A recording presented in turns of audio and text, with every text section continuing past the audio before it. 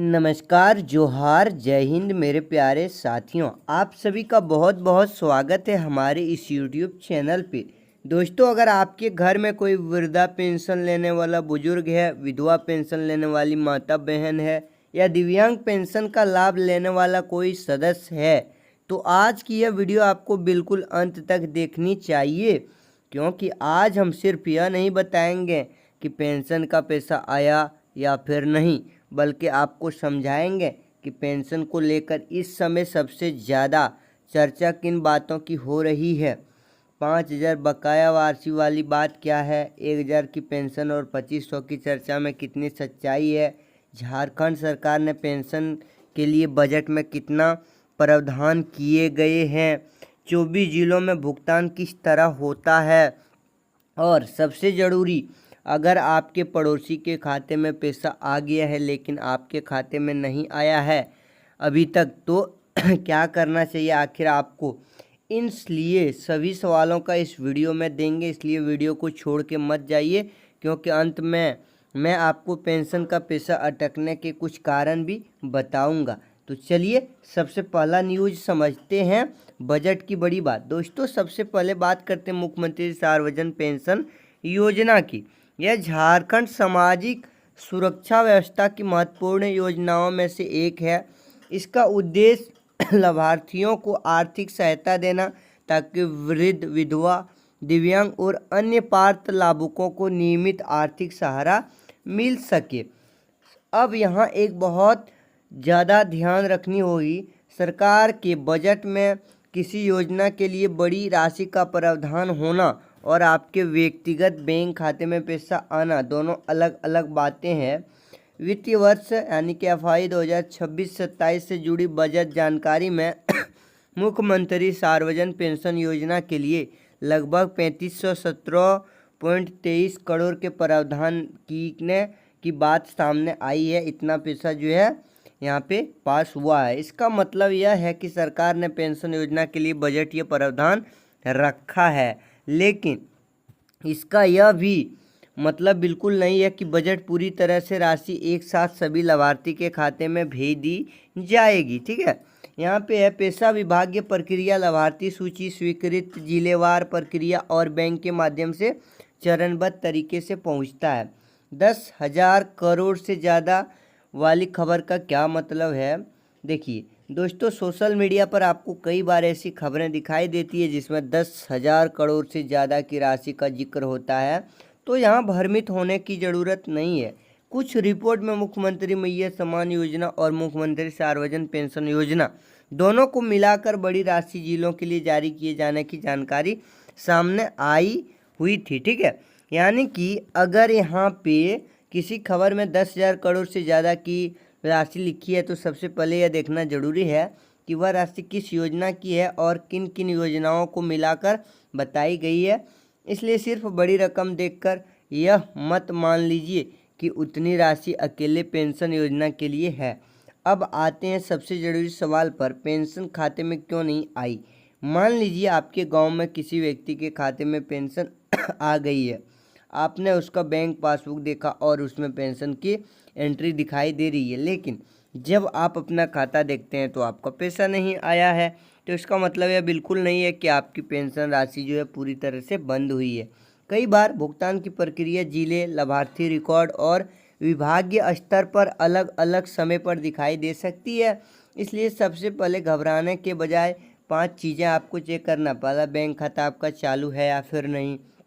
दूसरा, passbook update करवाइए। तीसरा, डीबीटी की स्थिति जांचिए। चौथा, KYC और आधार से संबंधित रिकॉर्ड सही है या फिर नहीं, उसे भी देखिए। और पांचवा, आपको देखना है आपका नाम लाभार्थी रिकॉर्ड में मौजूद है या फिर नहीं। इन पांचों चीज़ों के बाद जो जांच होता है उसके बाद कार्रवाई करें। नहीं सब सही है तो क्या करना है। अब यहाँ पे बात करते हैं 4,000 और 5,000 वाली बकाया। दोस्तों, यही वो बात है जिसे लेकर सबसे ज़्यादा सवाल पूछे जा रहे हैं। कई लाभार्थियों का कहना है कि उन्हें कई महीनों की पेंशन एक साथ मिली। उदाहरण के लिए, अगर लाभार्थी की 1,000 रुपये हर महीना पेंशन मिलती है, तो 4 महीना रुक गया तो उसे 4 महीना का 4,000 बनती है, और अगर 5 महीना का रुका है तो उसके हिसाब से 5,000 बनते हैं। लेकिन यहाँ सबसे ज़रूरी बात समझिए, हर लाभार्थी को निश्चित रूप से 5,000 मिलेगा, ये कहना बिल्कुल भी सही नहीं है। किसी व्यक्ति को कितने महीने की बकाया राशि मिलेगी यह उसके व्यक्तिगत भुगतान रिकॉर्ड और विभागीय स्वीकृति पर निर्भर करेगा। इसलिए अगर सोशल मीडिया पर कोई कहता है सभी के खाते में 5,000 पक्का आ रहा है तो तुरंत विश्वास मत कीजिए। सबसे पहले अपना बैंक खाता और सरकारी रिकॉर्ड को जांचिए। अब 1,000 रुपये बनाम 2,500 की बात करते हैं, क्या न्यूज है। देखिए दोस्तों, अब उस सवाल पर आते हैं जिसे लेकर सबसे ज़्यादा भ्रम है। क्या 1,000 बंद हो गया है? क्या अब सभी को 2,500 मिलने वाला है?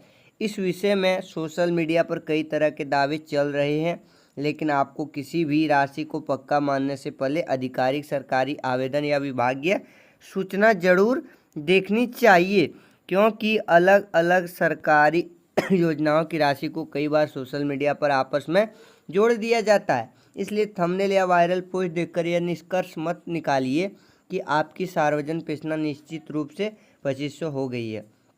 अगर भविष्य में सरकार की तरफ से राशि में बदलाव का अधिकार आदेश आता है तो वही सबसे भरोसेमंद आधार होगा। दोस्तों अब बात करते हैं झारखंड के 24 जिलों की। दोस्तों झारखंड में कुल 24 जिले हैं। पेंशन भुगतान की प्रक्रिया सिर्फ एक जिले तक सीमित नहीं रहती है, लेकिन एक बहुत महत्वपूर्ण बात है, सभी जिलों में एक ही समय पर खाते में पैसा दिखाई दे यह भी जरूरी नहीं है। कई भुगतान की प्रक्रिया पहले पूरी हो सकती है और कहीं पे बाद में। इसलिए अगर रांची में किसी लाभार्थी को पैसा मिल गया है और उसी दिन आपके ज़िले में नहीं आया है तो इसका मतलब यह नहीं है कि आपके ज़िले में पेंशन बंद हो गया है, रुक गया है, अब नहीं मिलेगा। ठीक है।